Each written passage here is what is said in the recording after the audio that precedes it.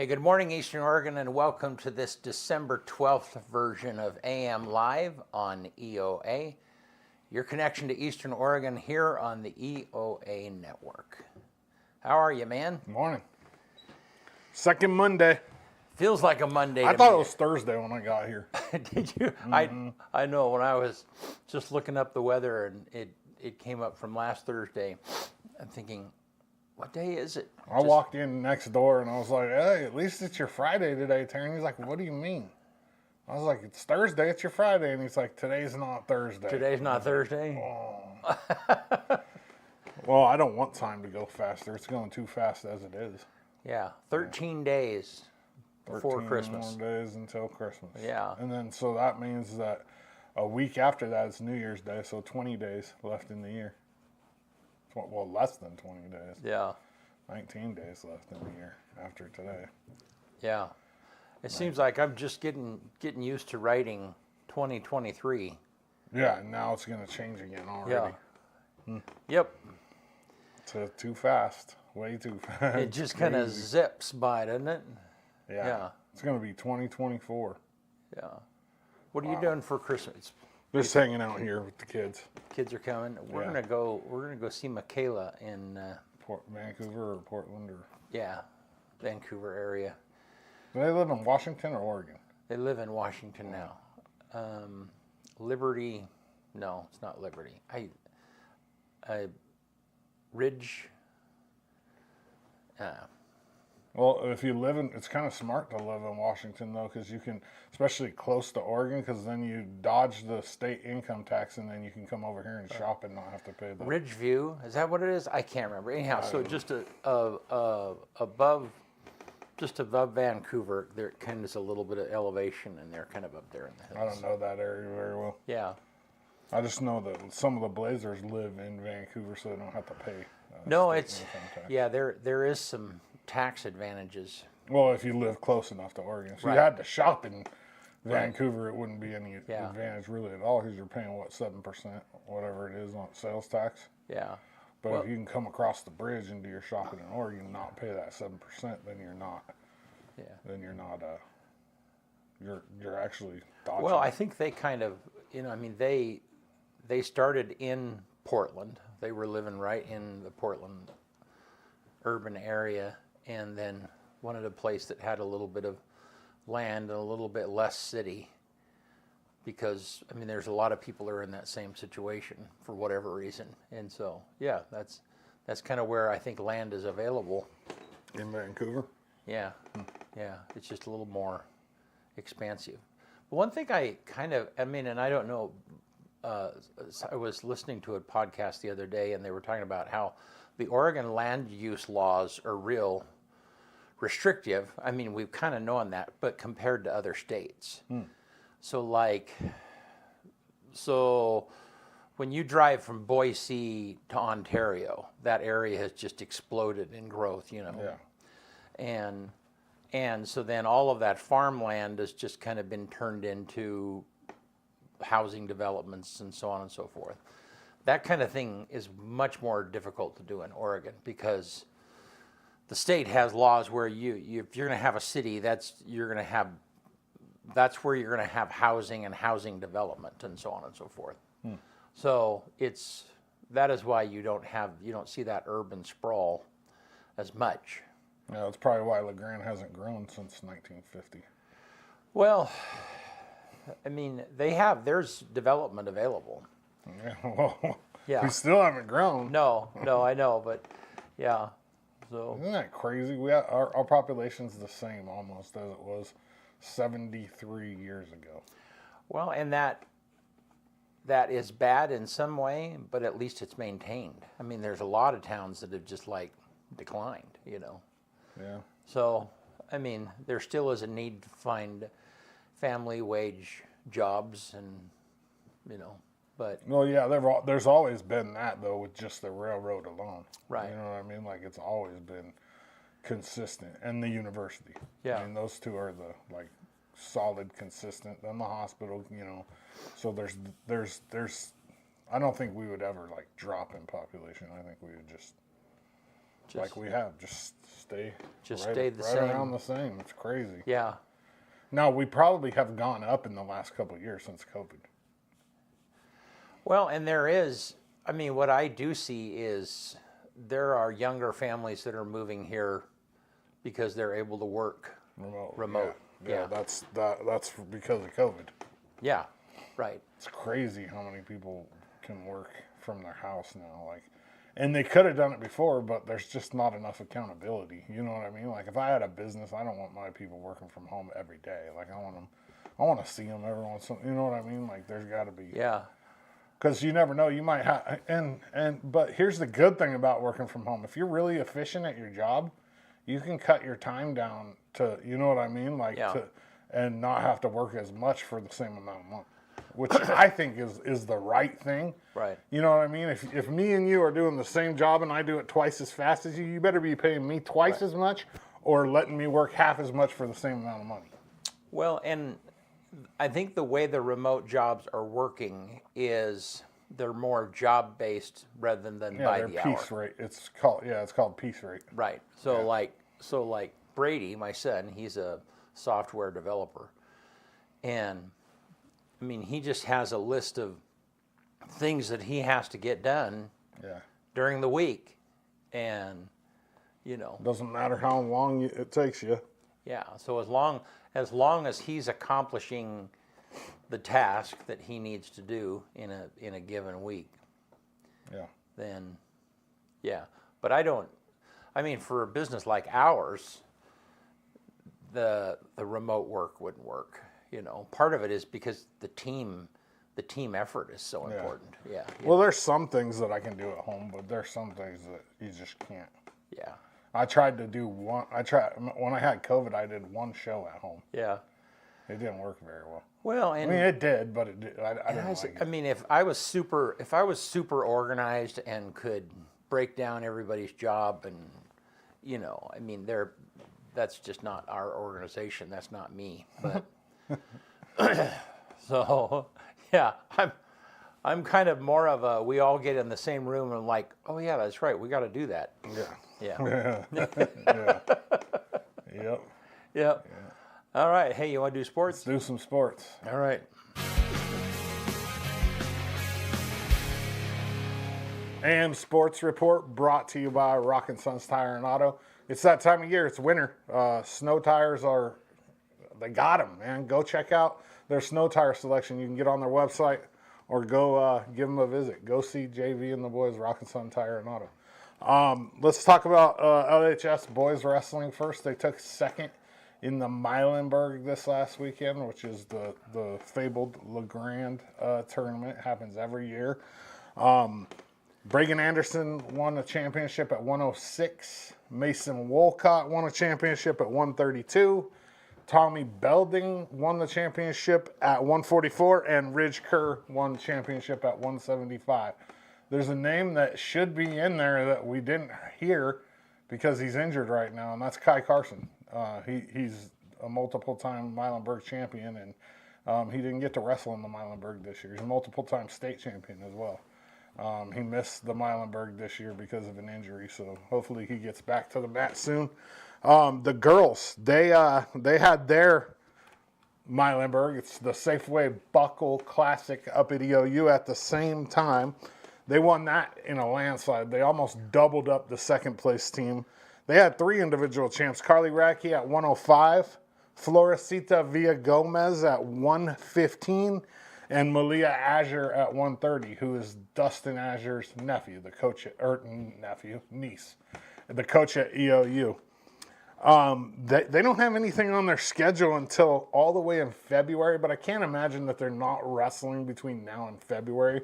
I would imagine there's something going on that just hasn't been put on the schedule yet. The boys don't wrestle again until January 6th, and that's at Raleigh Lane in Napa. So they got a break for Christmas. I mean, this is normal this time of year. Wrestling Wednesdays is going to be back tomorrow. We're gonna film it tonight, and it'll be back tomorrow at 5:30 on the sports show. I'll sit down with Clell Carson from LeGrand Boys Wrestling and Dustin Azure from EOU Men's Wrestling, and we'll just talk wrestling.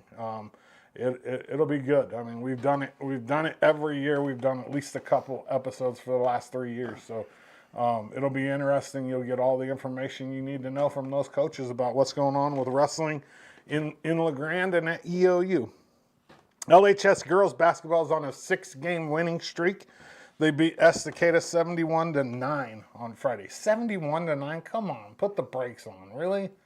You shouldn't be beating teams that bad. I mean, it's not, especially a team that's in your same division. Like, they're not in our league, but they're a 4A team, Estacada. I don't know what you can do in that situation, but 71-9 isn't good for either team. Right. It really isn't. I'm not a fan. I wasn't there, so I can't say, you know what I mean? I don't know what happened, but in basketball, you should never beat a team that bad. I don't think. I mean, I don't know. Yeah, I guess, I mean, if they're not playing any defense at all, like I said, I wasn't there, so I can't really say anything. They beat Malala 70-30 on Saturday, and then went on the road and beat the Dowls last night 54-25. They travel. They go to Vail for a non-league contest this Friday at 6:30 Mountain Time. The boys basketball team up at the high school lost to Estacada on Friday night at home, but picked up their first win of the season in Baker versus Malala. So they finally got a dub. They're on the board. They won 50-47. They play Fruitland at home on this Thursday, 7 p.m., the 14th. EOU men's and women's basketball both lost on the road at C of I on Saturday. Tough loss for both teams. The women lost by just, I think, 3. I think it was 69-66 is what I want to say, but the men got blown out. They got beat by 30, 75-45.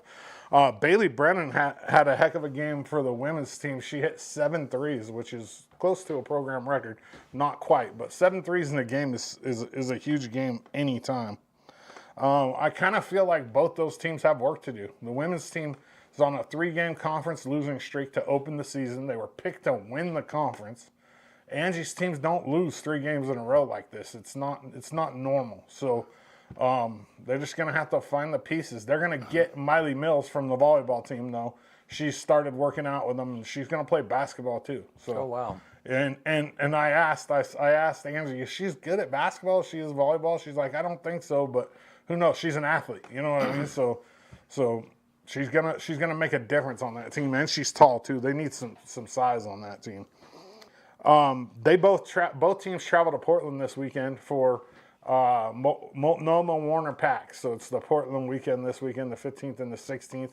And then the men's team turn around and fly to Florida for Christmas break for a couple games down in Florida. Every team at EOU pretty much gets one trip. You know what I mean? Like one big trip. The women's basketball team went to Hawaii. Volleyball went to Hawaii. The men are going to Florida. Yeah. So it'll be cool. That's a good time of year to go to Florida, other than you miss Christmas with your family. But when you're that age, Christmas in Florida with your boys, I mean, I wouldn't really complain about it. You know what I mean?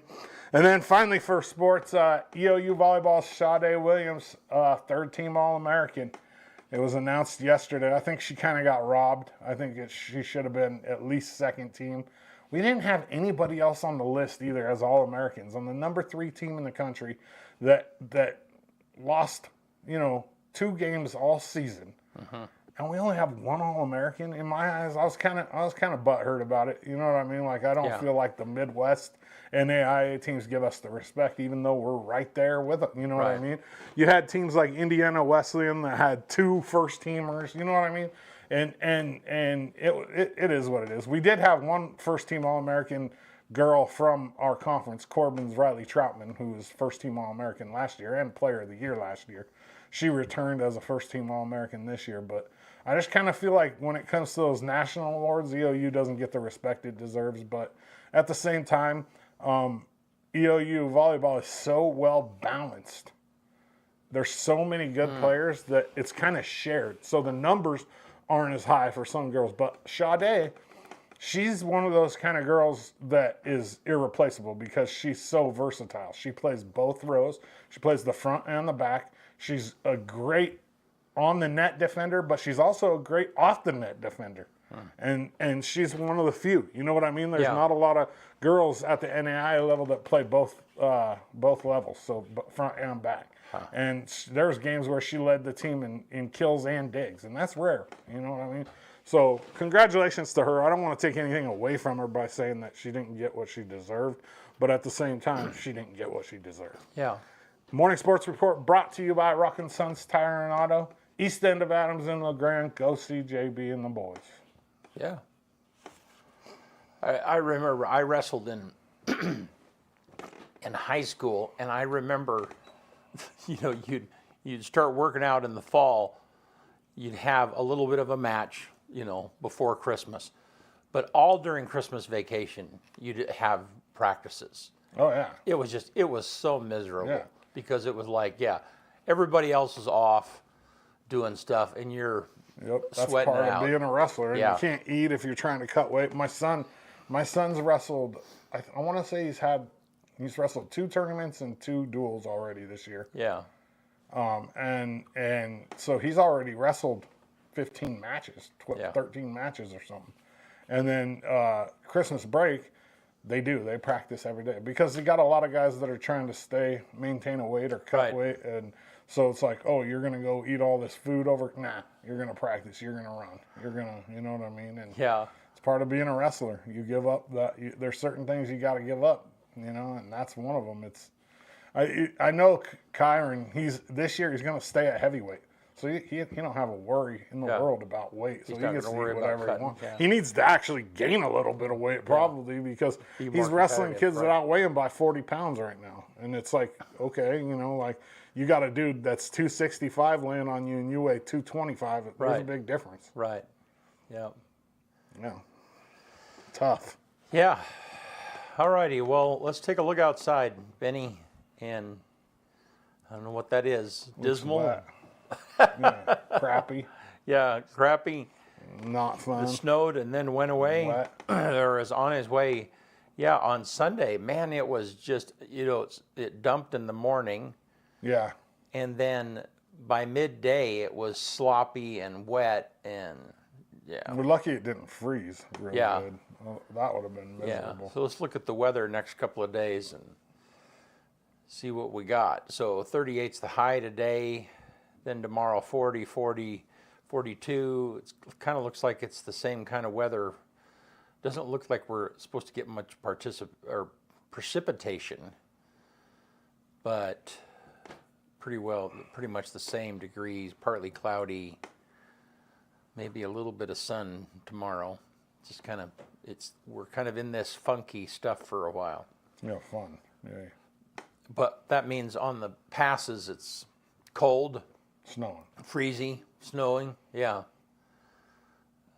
That's this time of year though. I mean, Yeah. it's normal. You said there was an accident yesterday. I There just was it read closed that, for a while? Yeah. I think- Westbound was closed. I'm trying to think. Yeah, mid-afternoon, I drove under the freeway, and I think they were just getting ready to close one of the on-ramps or something. Probably, yeah, because I think it said like 4:30 or something like Yeah. that it had been closed because of an accident and dense fog. Yeah. Well, it just doesn't take much. Oh, I've driven over that hill where you can't see like 15 feet in front of you. I know, it's crazy. Terrible, man. Sometimes that fog, especially coming down, you know what I mean? Oh. Yeah, and I wonder why that is. I mean, it's just the nature of that hill and the way that it is. But yeah, you're right. I mean, you just drop over, and all of a sudden it's like you just dropped into soup. Yeah. You know. Fog's miserable. Yeah. Not a fan. Yeah. Sometimes you get out there by Somerville in that area too, and it's just fogged up. That whole area. Well, and I've come back towards LeGrand at night a lot, and you run into that. Yeah, coming down the hill. Yeah. Yeah, definitely. And man, you just it's hard to navigate. You're constantly torn about, am I driving too fast? Am I driving too slow? And then if it's slick too on top of that. Yeah. Ooh. Yeah. And then when it's cold and it's foggy, you got freezing fog. You know what I mean? So Yeah. it's like you never know when if you're going over an overpass or something, and it's slicker than everywhere else, or yeah, it's not fun. It's not fun. Yeah. I'm not a fan.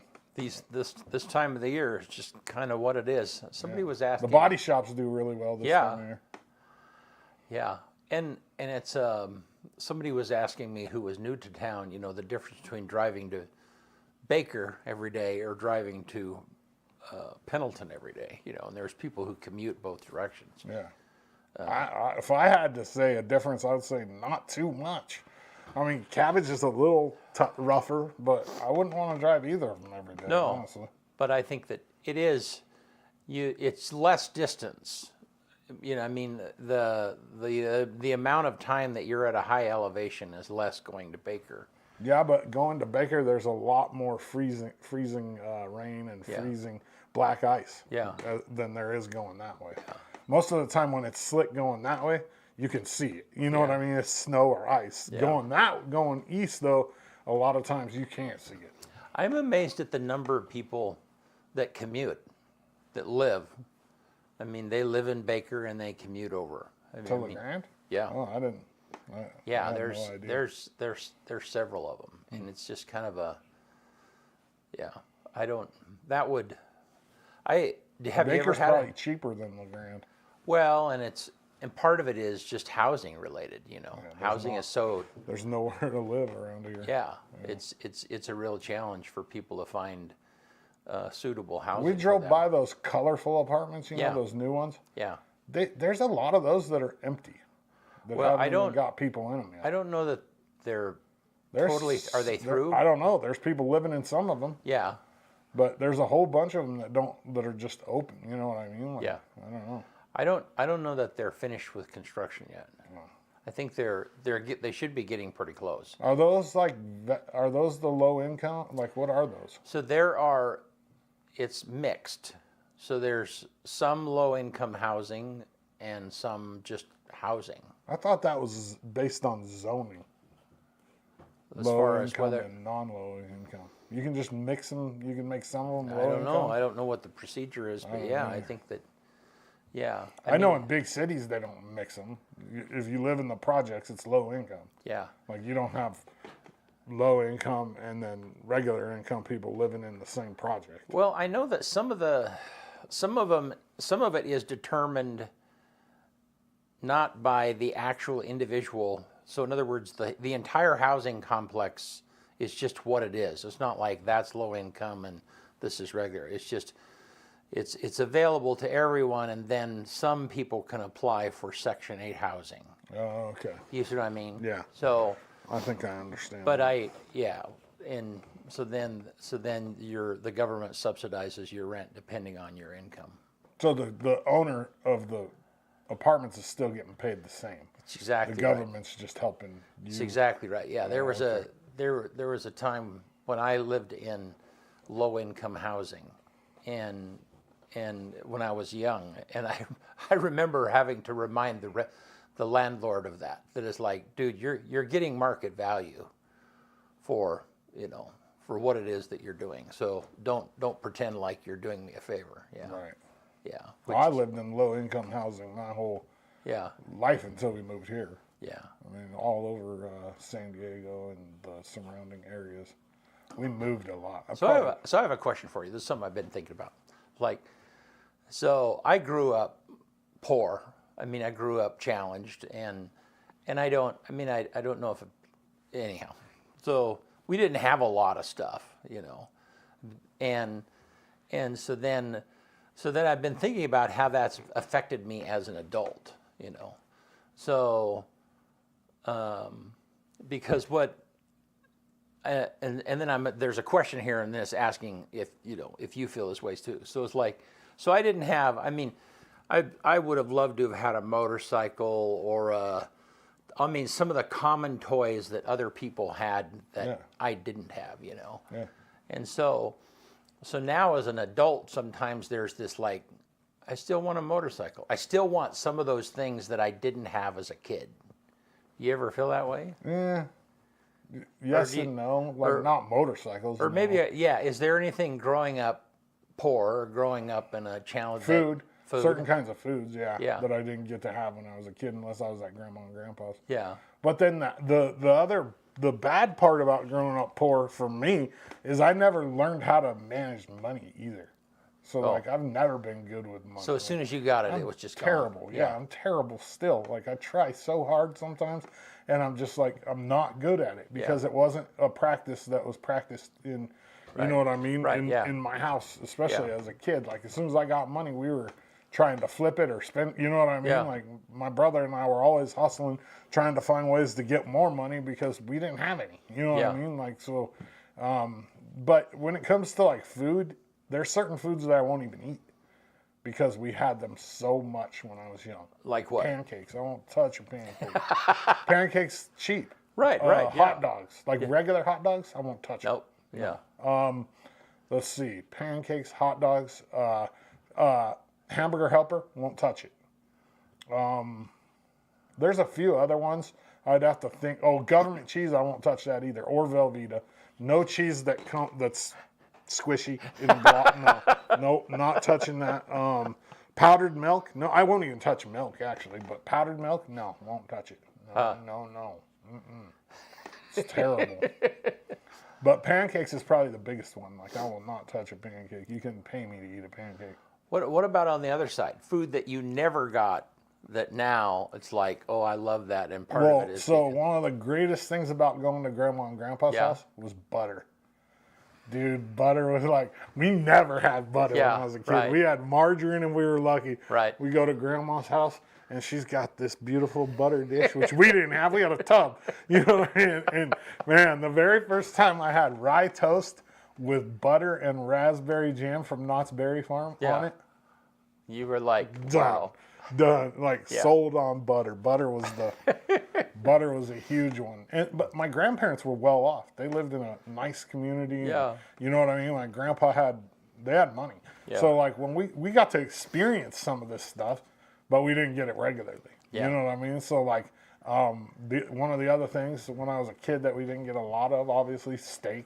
Yeah. I mean, go to grandpa's house and he'd cook a nice strip or New York steak, and oh man, it was heavenly. Yeah, I mean, and that my experiences were similar. Although, looking back, my grandparents they were pretty modest means too. But, when you grow up poor, I mean, they grew up poor. I mean, they worked really hard and stuff. But still, when there's only two of them, you've got a little bit more income to spread over just the two of you. Yeah, right. And so yeah, some of those things. Yeah, I mean, I never had beef. I mean, you'd go to McDonald's or you'd have a hamburger or whatever but I mean, I don't know when the first real live beef steak I ever had. I mean, we ate wild game my entire grown up life, Yeah. Here's the thing, even when we moved here, I mean, when we first moved here, my dad worked at Safeway and McDonald's. He worked 2 jobs. And we were poor. I mean, even then. And like our going out to eat was like on a Friday night, we would get like McDonald's or every once in a while or Little Caesars. And that was like a big deal. You know what I mean? And so I never, you know what I mean? Like as a kid, I never went out to eat with my family. You know what I mean? We never went to like Mamacita's or no. Now, yeah, but back then, never. Like, no, when I was a kid, the treat, we never ate out like that. The treat is that we would stop by, like on the way home from church on Sunday morning, we'd stop by and get a gallon of root beer from A&W Root Beer. And you could get a gallon of it like in a milk jug. Yeah, you still. And it was only $1 or something like that. I mean, and so that was the treat. Yeah, so with grandma and grandpa, they'd take us out all the time, though. Right. You know what I mean? So it's like we Bob's Big Boy was our spot. You know what I mean? Like knew, it was like kind of like a Denny's kind of. Yeah. But like I said, like I don't even think I ever went to 10 Depot Street or Mamacita's until I was an adult here. Yeah. And they're not even like super expensive. We just didn't have the extra. You know what I mean? It just didn't have the means to do it. Yeah. The first time I ever remember going out was with my grandma. and was in Riverton, Wyoming, which is a tiny town looking back, but they had a hotel there called the Teton Hotel, and there was a nice eating area in there, and I had a turkey open face sandwich. I had no idea what that even was, just toast, slices of turkey, and Yeah, gravy.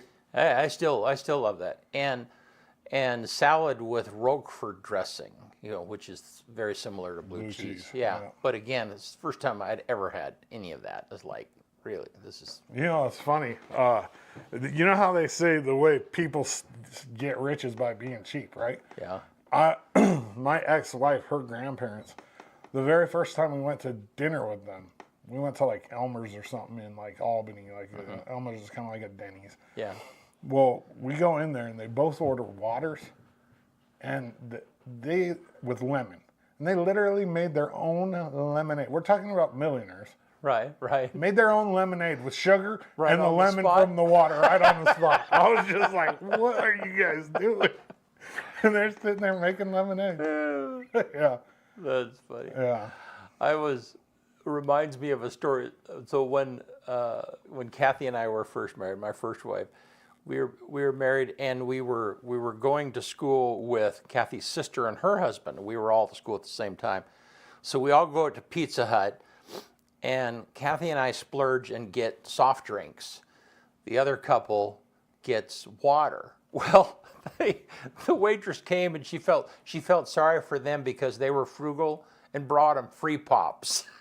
Free, so it's like, Hey.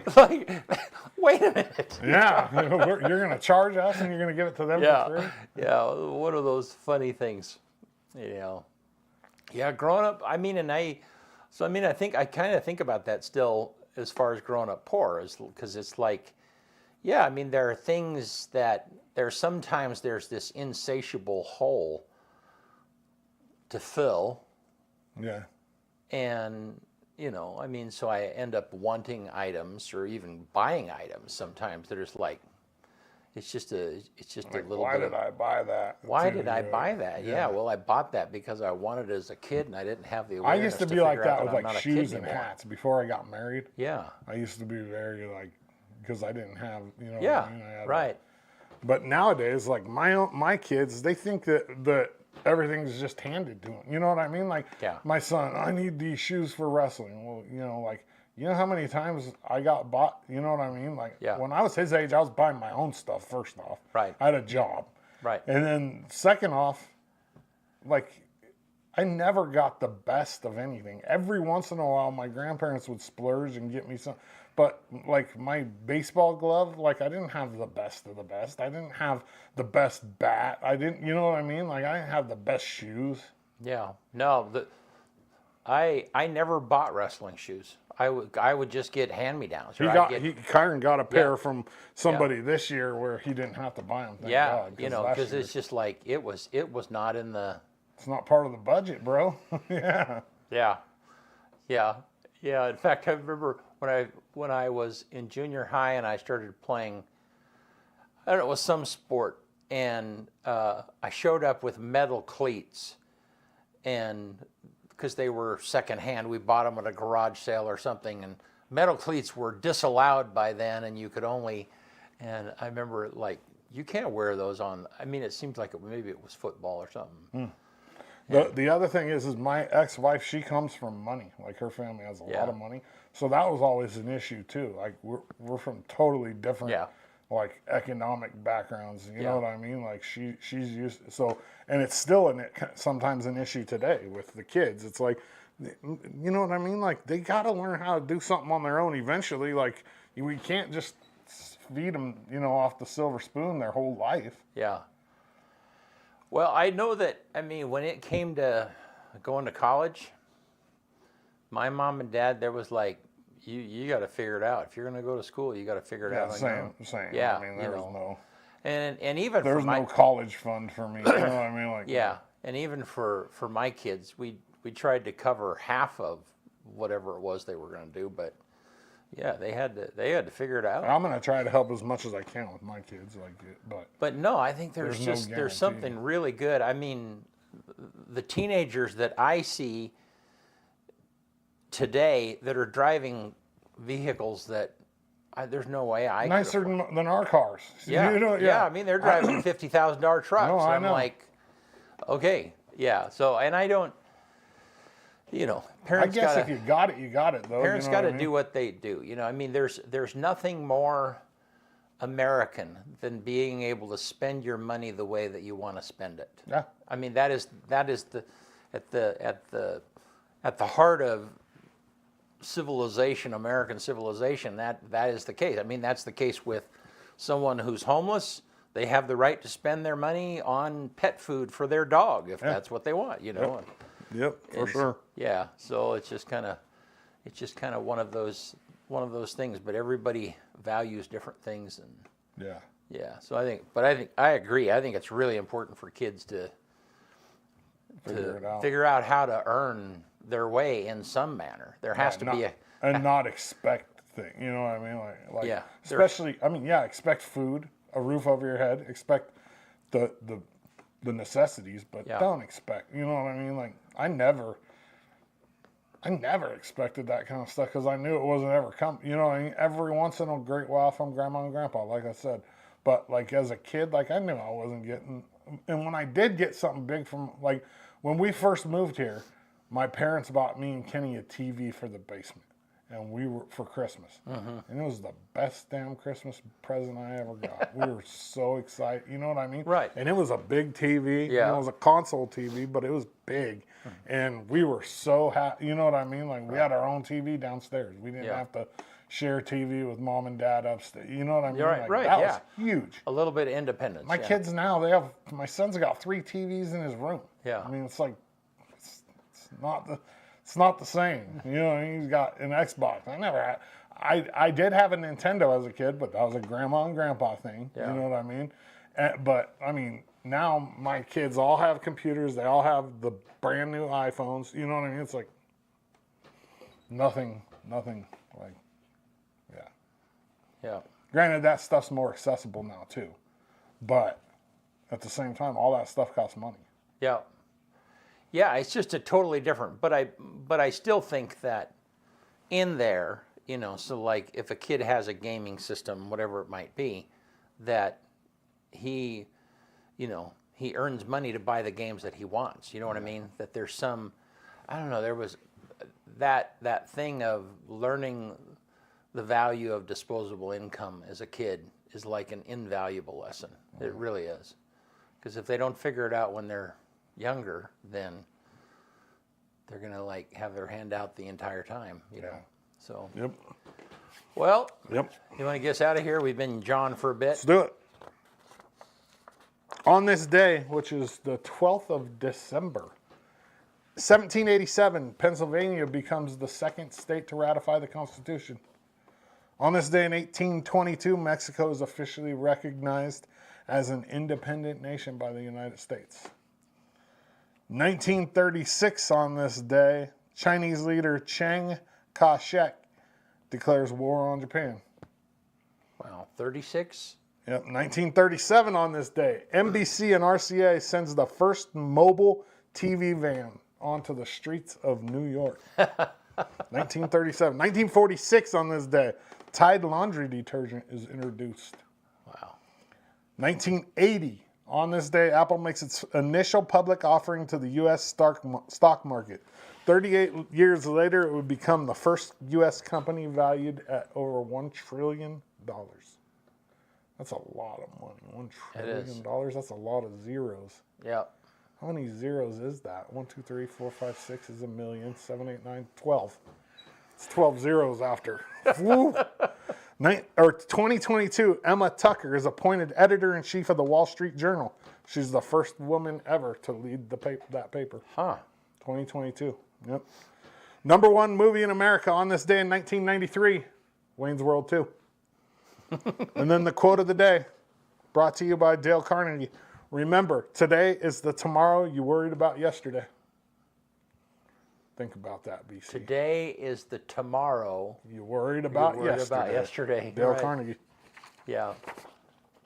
That's it. All right. Oh, Cody Bowen show next Wednesday, the 20th, 5:30, we're going to have special guest Justin Rock. Mayor Rock will be on the Cody Bowen Show. And then, like I said, tomorrow, Wrestling Wednesdays, we're going to shoot it tonight, and it'll be out on the sports show tomorrow. And then this Thursday on the AM show, Rob Cashel, Commissioner of Cascade Collegiate Conference, he'll be with us. Next Tuesday, Paul Anders, Commissioner Paul Anders, and then next Thursday, Tim Seidel from EOU will be here with us to talk about the staircase. So Sweet. we got some good guests lined up. Let's do it. Thank you, Eastern Oregon, for being with us. See you on Thursday. Yep. See you soon.